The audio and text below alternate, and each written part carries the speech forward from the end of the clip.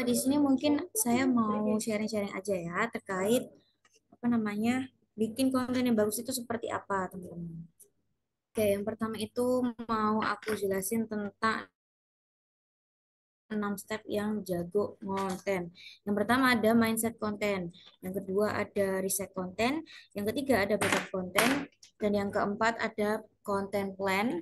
Kemudian yang kelima itu ada optimasi konten, dan yang terakhir yaitu branding dan evaluasi. Yang pertama mindset konten. Mindset konten ini seperti apa?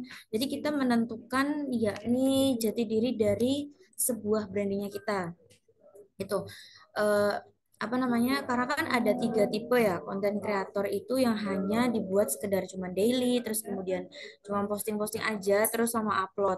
Terus kemudian ada konten kreator yang meningkatkan brand, produk atau jasa. Terus di dalam apa namanya mindset seorang konten kreator ini yaitu menentukan target audiens gitu. Gimana caranya? Tentukan target audiens ini itu terkait apa yang mereka butuhkan gitu. Kemudian nanti kita pahamin kebutuhan dan masalah mereka. Terus kemudian siapa aja yang mau dijangkau. Kemudian juga kita riset terkait identifikasi profil pelanggan dan juga kebutuhan video yang mereka butuhkan gitu. Terus yang pertama itu ada tentukan konten. Tentukan konten atau produk jasa yang mau Anda buat, kemudian tentukan konten apa yang mau dibuat, dan juga tentukan platform yang mau digunakan. Karena sekarang kan banyak juga untuk ngebangun branding ya di platform Instagram, terus kemudian di TikTok, dan juga di apa namanya di laman-laman lainnya seperti itu. Terus juga ada jenis-jenis konten yang bisa kita apply untuk nantinya kita mau bikin konten. Yang pertama itu ada konten edukasi. Gitu. Jadi di dalam konten edukasi ini dia itu mengandung berisikan beberapa insight gitu. Jadi kita memberikan apa namanya penjelasan terkait misalkan kita punya produk A, nanti kita jelaskan gitu apa aja fungsinya, terus kemudian apa aja yang perlu digunakan, apa aja yang akan apa aja yang akan digunakan untuk si produk ini tadi gitu. Terus yang kedua ada konten viral. Konten viral ini biasanya kita temukan kalau misalkan kita main platform TikTok ya. Ini konten yang bisa dikenal itu di kalau namanya FYP ya, FYP. Nah, itu biasanya banyak banget konten-konten viral di TikTok yang bisa kita duplikasi untuk dijadikan konten selanjutnya. Gitu. Terus kemudian yang ketiga itu ada konten flexing. Gitu. Untuk konten flexing sendiri pun sebenarnya hmm, banyak ya jenisnya. Konten yang bisa digunakan untuk pamerin di sosial media. Terus yang keempat ada konten testimoni, ada konten event, kemudian ada konten Q&A, ada konten vlog juga, dan juga ada konten hiburan. Gitu. Terus ada juga yang kedua yaitu riset konten. Kenapa perlu riset konten? Karena tujuannya kan untuk kita mengetahui ya kebutuhan si audiens dan juga mengetahui apa namanya traffic yang sekarang lagi booming itu seperti apa. Itu terus kemudian dari gambar juga itu perlu juga untuk diriset. Kemudian dari video juga. Untuk video ini biasanya ketentuannya kalau misalkan kita main di Instagram itu untuk apa namanya untuk video sendiri itu juga perlu memperhatikan timingnya gitu ya. Kalau misalkan karena di dalam video sendiri itu juga perlu yang namanya ada yang namanya hook. Hook itu ibaratnya kalau misalkan kita di YouTube itu kayak clickbaitnya. Nah, di awal 3 detik pertama itu biasanya orang kan pasti kayak tertarik gitu sama apa namanya 3 detik pertama gitu. Makanya kita perlu yang namanya hook untuk apa namanya bikin audiens itu jadi tertarik sama kalimat yang ada di awal video gitu. Terus juga perlu yang namanya hashtag. Cuman hashtag ini eh, harus ada ketentuannya juga. Jadi kalau misalkan kadang kan orang masang video, misalkan di TikTok ya, misalkan di TikTok itu masang video yang hashtagnya nggak begitu nyambung sama videonya itu karena biasanya itu untuk menaikkan trafficnya biar nanti kontennya FYP gitu. Terus juga perlu yang namanya script untuk konten, karena sebelum bikin konten itu juga ada, kalau misalkan untuk video ya, itu ada storyboard. Terus di situ isinya akan bahas tentang scene-scene yang akan dipraktekkan nantinya gitu. Terus ada juga terkait lagu viral. Pemilihan lagu viral ini juga perlu diperhatikan ya teman-teman, karena yang pertama kita juga perlu riset untuk apa sih apa namanya musik yang lagi viral kali ini gitu. Nah, itu nanti bisa juga untuk menaikkan trafficnya si video dari yang kita buat gitu. Terus juga ada yang namanya kompetitor. Sebenarnya kompetitor ini perlu juga di apa namanya di resetin juga ya teman-teman. Karena kan kita bisa amati dan juga niru untuk apa namanya bikin kontennya si kompetitor ini. Yang penting risetnya sendiri itu yang masih satu nih sama produk yang kita bahas. Gitu.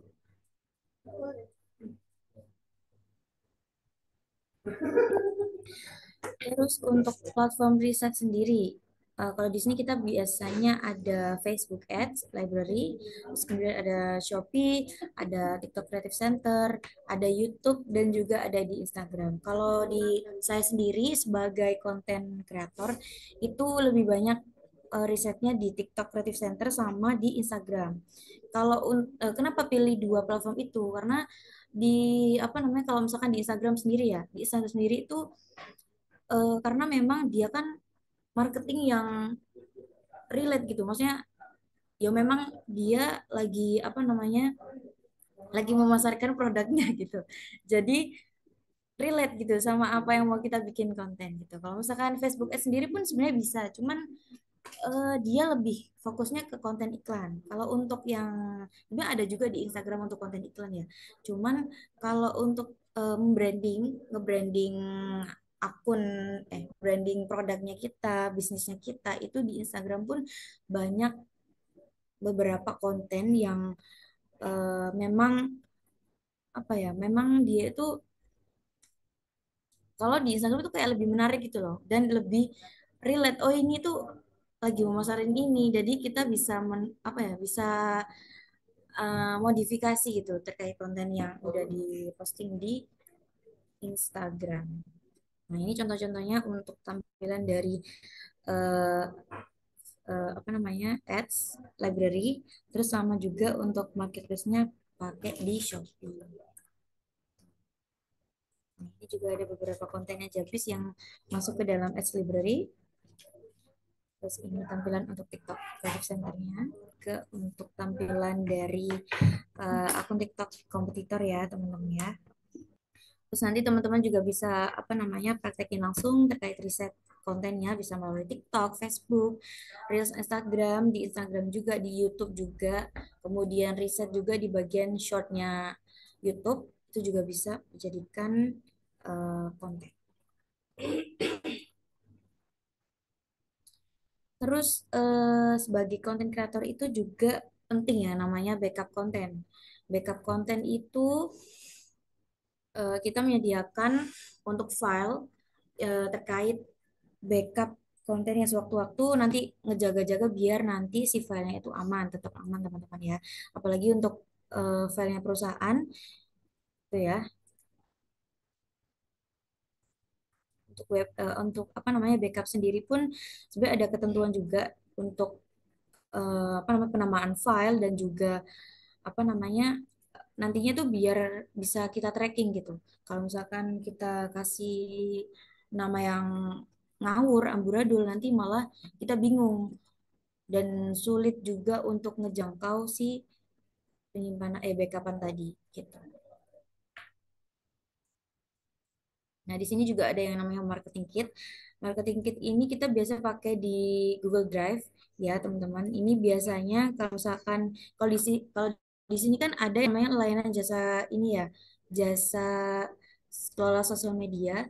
Nah, itu di Google Drive sendiri itu dimanfaatkan untuk menyimpan file-filenya dari si klien gitu. Misalkan dari hasil desainnya, terus kemudian hasil dokumentasi video mentahan, kemudian juga apa namanya, kita bisa nyimpen di situ untuk si content plan gitu, content planner gitu. Terus ada content plan sendiri. Kalau misalkan di content plan sendiri itu kita biasanya untuk toolsnya kita pakai yang namanya Trello. Itu ya teman-teman ya. Content plan di pembuatan content plan di Trello ini cukup gampang dan apa ya, dia ini enaknya kalau misalkan di Trello itu bisa sharing nantinya. Jadi kalau misalkan sebenarnya sama kayak di Google Drive ya. Kalau Google Drive itu kan bisa apa namanya, sharing-sharing untuk linknya gitu. Dan di Trello ini juga bisa sharing si apa namanya konten ini juga melewati link yang kita bagikan. Gitu. Sebenarnya bisa juga pakai spreadsheet ya teman-teman. Cuma kita juga memakai Trello sebagai platform yang kita gunakan untuk bikin konten plan. Untuk bikin konten plan yang efektif gimana? Yaitu yang pertama itu menentukan tujuan gitu. Jadi kita harus riset dulu terkait target pasar yang mau kita tuju gitu. Terus kemudian ada kategori konten.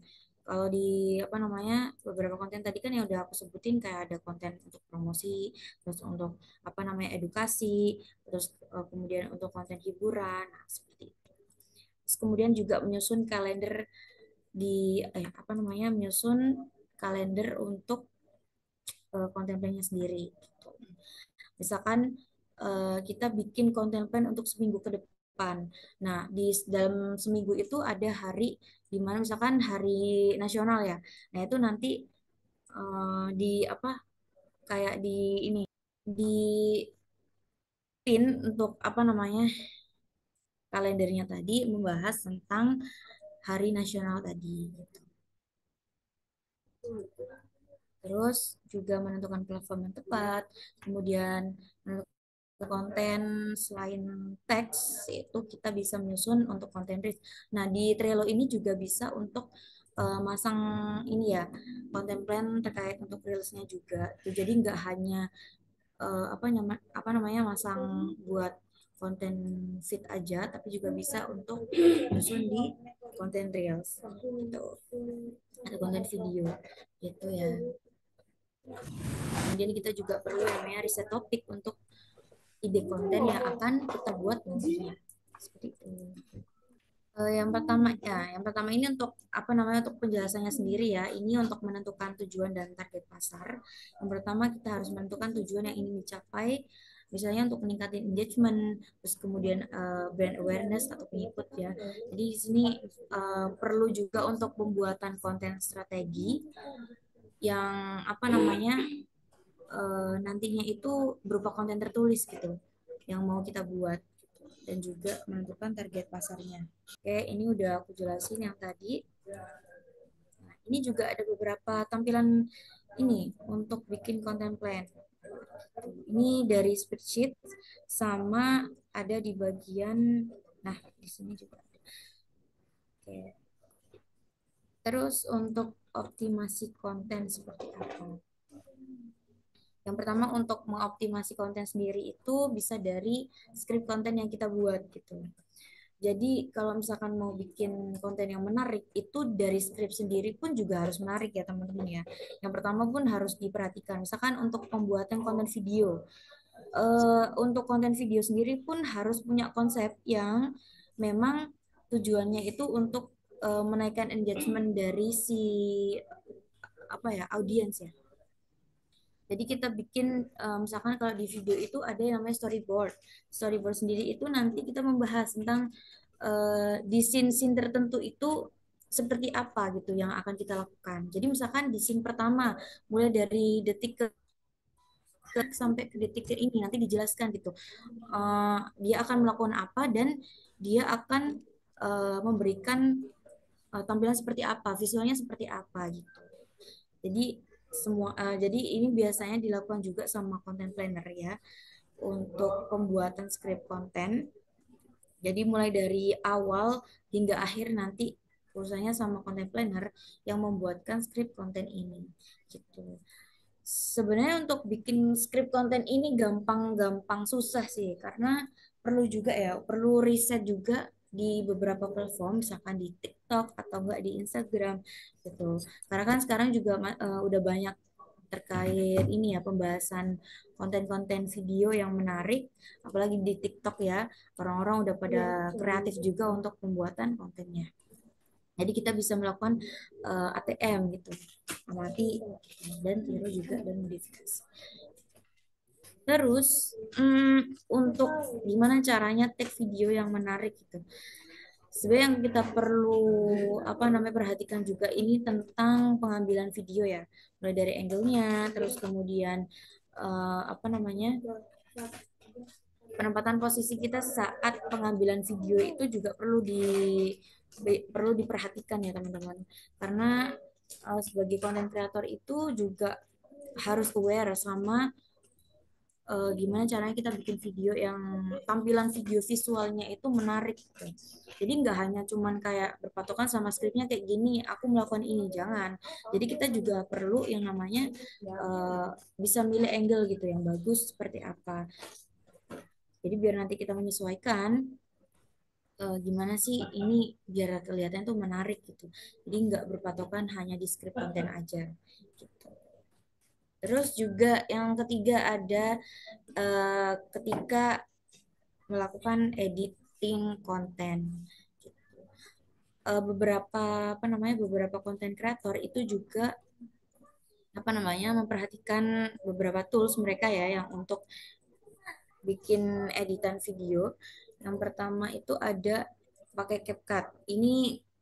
CapCut ini udah gampang banget ya untuk dipelajari sama dari anak-anak sampai ibu-ibu, bapak-bapak yang apa namanya nantinya tuh bisa bisa mengoperasikan CapCut ini dengan mudah karena apalagi CapCut sendiri pun juga gratis ya teman-teman ya. Jadi bisa dipakai untuk editing editing video kebutuhan dailynya teman-teman sehari-hari gitu. Jadi bisa dipakai di kalangan usia berapa.